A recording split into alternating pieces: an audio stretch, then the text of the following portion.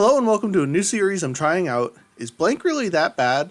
A show where I'm going to take well-known bad games and play them for myself and determine whether or not I personally like them and if they deserve the hate that they've been given. For our first episode here, I thought I would give a bit of a unique perspective on a hated game because I am seeking to answer the question, is DMC Devil May Cry really that bad? Let's get started.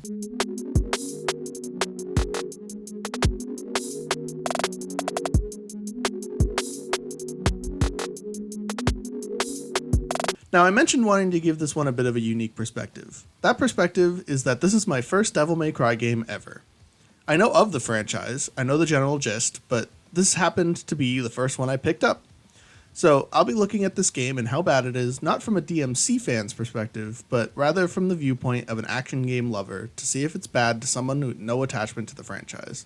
The simple answer to the question of the episode is yes, but obviously there's more into that answer. The biggest thing I can say about the game is just how unbelievably boring it is. There's almost nothing to it, just a monotonous button masher without any actual strategy or care for the combat, which I know is something very important to this series. The game does not encourage combos or trying anything at all. You can beat just about every single thing in the game just by spamming one button. The story itself is horribly boring as well. There's almost nothing that happens at all the entire runtime. You just go into a room and kill the enemies, and then you go into the next room and kill those enemies. There are a few interesting things that get introduced, like the concept of Limbo and Phineas, but doesn't ever bother to develop any of them, and it leaves so many loose threads. I don't know if some of these concepts were reused from other games, but to me it just seems like they gave up halfway through writing the world and characters and just figured no one would care anyway. Speaking of characters, Dante and Virgil are so annoying. Their dynamic is okay and pretty convincingly written, but when they're both unlikable characters, it's hard to get invested in anything they try to convey. There's also the point of making fun of your fans, with the infamous clip of Dante looking in the mirror and throwing off the white wig. I get that it's supposed to be a joke, but given the situation surrounding the game and the state DMC was in before the game came out, I just think it was in bad taste.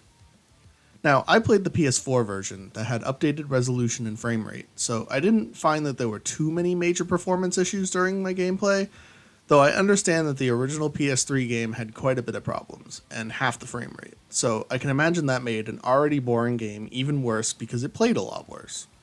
At least the PS4 version was pretty smooth in that regard. The environments in this game suffer from everyone's favorite 7th gen staple, the bland and piss-filtered realistic environments. There are some exceptions, like their childhood mansion, which was actually a rather cool stage, but the bulk of this game is just bland and uninspired. Which is a shame, because I know a lot of this franchise is focused on style, and the footage I've seen of the other games, specifically Devil May Cry 5, is always big and bombastic about its environments.